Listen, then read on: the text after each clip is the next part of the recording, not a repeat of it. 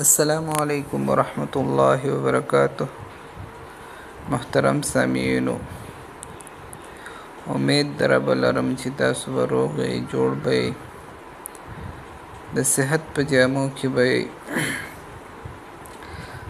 زه نن یو وارې بیا ستاسو د وړاندې حاضر یم په یوې بلې وظیفې سره،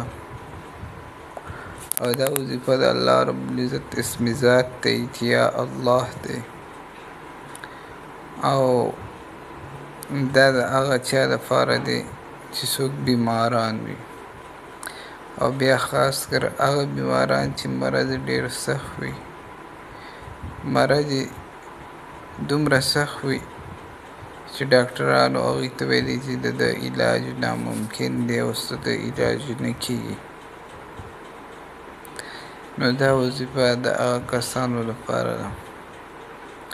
اوس که یو کس دی بیمار دی،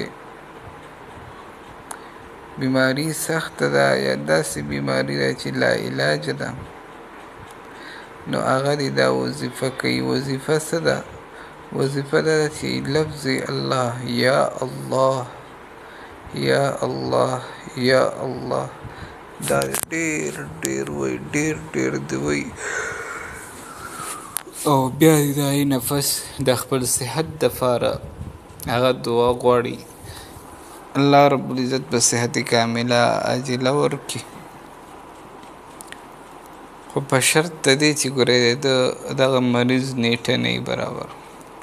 اوس که نیټه برابر وي د یو کس، نو که هغه بیا بیمار دی که روغ دی، هغه خو هسې مري، خو کم از کم د دې وظیفې په ذریعې سره به هغه کس چې لا علاج دی نو هغه ته صحت میلاو شي، هغه د بیمارۍ هغه تکلیف هغه ورپسې ناڅه کم شي. نو دې وجې نه دا وظیفه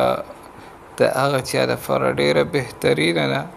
چې د چا بیماري چې سخته وي یا لا علاجه وي، نو هغې ته پکار دي چې یا الله یا الله یا الله دا ډېر ډېر وایي، او د دې نه وروسته بیا د خپل صحت دپاره هغه دعا غواړي، الله رب العزت به صحت کامله عاجله مستمره انشاءالله العزیز ورنصیب کړي.